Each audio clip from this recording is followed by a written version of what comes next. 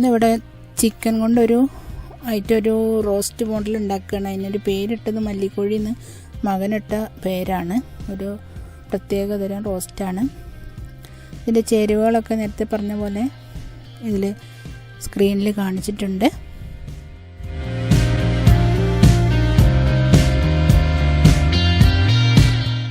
ആദ്യമായി കഴുകി വൃത്തിയാക്കിയ ചിക്കനിലേക്ക് 2 ടേബിൾ സ്പൂൺ മുളക് പൊടി, പിന്നെ എരിവ് ഓരോരുത്തർക്ക് ഇഷ്ടത്തിനനുസരിച്ച് ചെയ്യുക കേട്ടോ. മഞ്ഞൾപ്പൊടി 1 ടീസ്പൂൺ, കോൺഫ്ലോർ 2 ടീസ്പൂൺ, ഉപ്പ് പാകത്തിന്,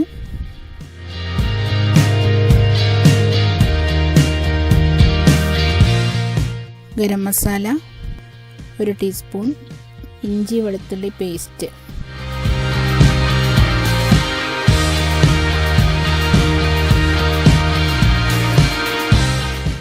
ചേർത്ത് നന്നായി കുഴച്ച് വയ്ക്കുക. ഒരു മണിക്കൂറോളം അതൊന്ന് റെസ്റ്റ് ചെയ്യാൻ വെക്കണം, അല്ലെങ്കിൽ ഒരു അരമണിക്കൂർ ആയാലും മതി. ഇവിടെ ഞാനൊരു 45 മിനിറ്റോളം റെസ്റ്റ് ചെയ്യാൻ വെച്ചിട്ടുണ്ട്.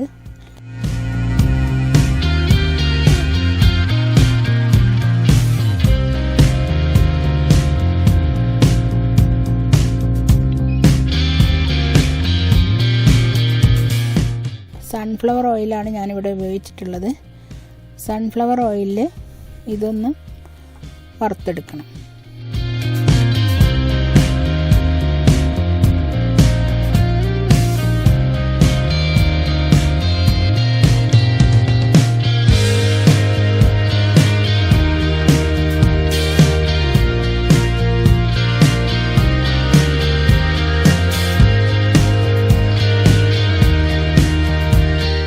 അപ്പം ഞാൻ ഓയിലിലേക്ക് ഇതെല്ലാം ഇട്ട് കഴിഞ്ഞു.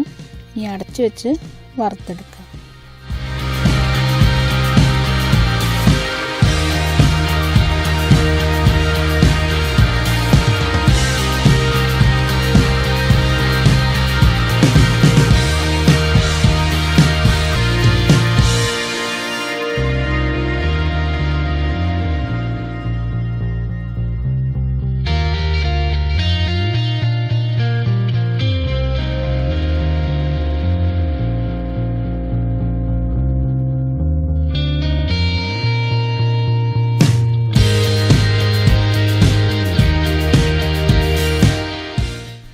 നല്ലൊരു സ്മെല്ലൊക്കെ വരുന്നുണ്ട്. ഇഞ്ചി വെളുത്തുള്ളി എല്ലാം കൂടി ചേർന്നിട്ടുള്ള നല്ലൊരു സ്മെല്ല് വരുമ്പോൾ നോക്കൂ. ഈ ഒരു പാകത്തിലാണ് നമ്മൾ ഇത് ഒരു പാത്രത്തിലേക്ക് മാറ്റാം.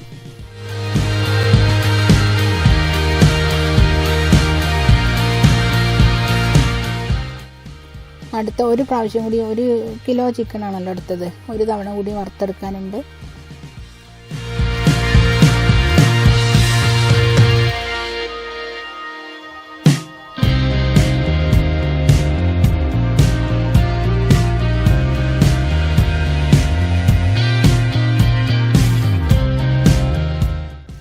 ഏകദേശം ആയി തുടങ്ങി.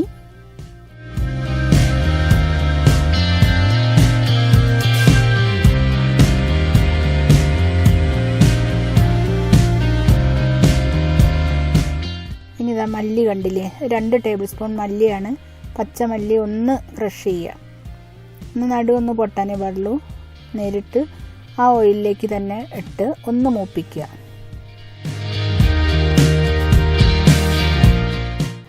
വറ്റൽമുളക് ചതച്ചത് അതും 2 ടീസ്പൂൺ. ചെറുതായി അരിഞ്ഞ ഈ ഒരു പാകത്തിൽ അരിഞ്ഞ് സവാള, 2 സവാള, വലിയ സവാളയാണ് എടുത്തിട്ടുള്ളത്, അതും കൂടി ഒന്ന് മൂപ്പിച്ചെടുക്കാം.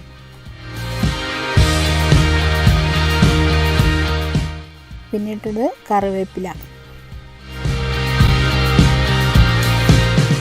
അതിൻ്റെ ആ പച്ചമണമൊക്കെ പോകാൻ വേണ്ടി നന്നായി ഒന്ന് ഇളക്കി കൊടുക്കുക. ഇതിലേക്കും ആവശ്യത്തിന് ഉപ്പ് വേണമല്ലോ, അത് അല്പം ഉപ്പ് കൂടി ചേർത്ത് കൊടുക്കുക.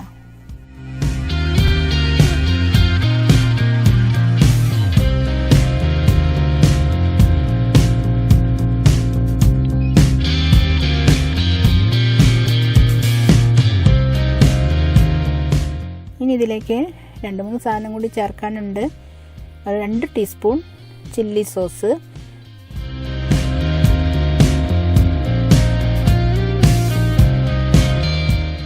സോയാ സോസ് അതും 2 ടീസ്പൂൺ ഒഴിച്ചു. അത് ചിലർക്ക് സോയാ സോസിൻ്റെ വലിയ ഇഷ്ടം ഉണ്ടാവില്ല, അത് നിങ്ങളിഷ്ടം പോലെ. 2 ടീസ്പൂൺ ടൊമാറ്റോ സോസും കൂടി ഒഴിച്ച് നന്നായി ഒന്നും കൂടി ഇളക്കുക. ഈ ടൊമാറ്റോ സോസ് കൂടുതൽ ഇഷ്ടമുള്ളവർക്ക് വേണമെങ്കിൽ കുറച്ചുകൂടി ചേർത്ത് കൊടുക്കാം കേട്ടോ. ഞാനിവിടെ കുറച്ച് ചേർത്തിട്ടുള്ളൂ.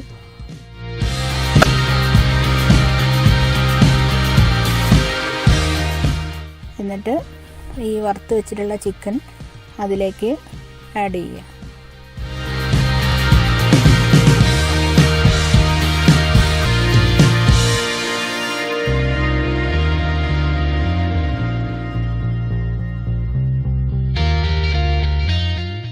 മല്ലിയിലയാണിത്, അരിഞ്ഞു വെച്ച മല്ലിയില. അതുപോലെ ക്യാപ്സിക്കം, ഒരു ചെറിയ ക്യാപ്സിക്കമാണ് എടുത്തിട്ടുള്ളത്, ചെറുതായി അരിഞ്ഞത് കൂടി അതിലേക്ക് ചേർത്തി കൊടുക്കാം.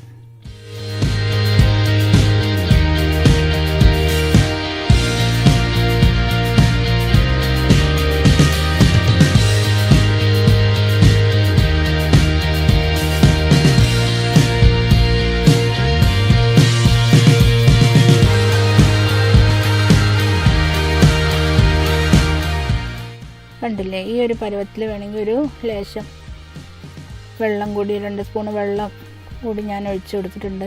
കുറച്ച് ഉണക്കമുന്തിരി ഓപ്ഷണലാണ്, വേണമെങ്കിൽ ചേർത്ത് കൊടുത്താൽ മതി. കുറച്ച് ഉണക്കമുന്തിരി ഞാനിത് ചേർത്ത് കൊടുത്തിട്ടുണ്ട്.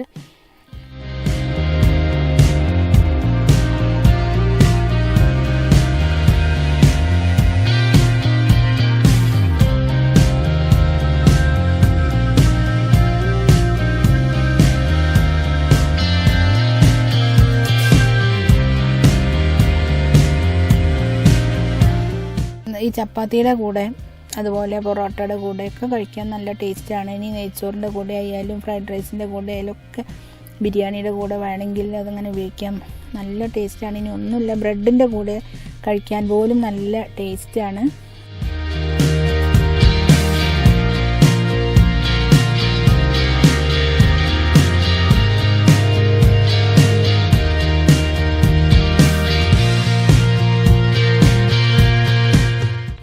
സബ്സ്ക്രൈബ് ചെയ്യാൻ ആരും മറക്കല്ലേ.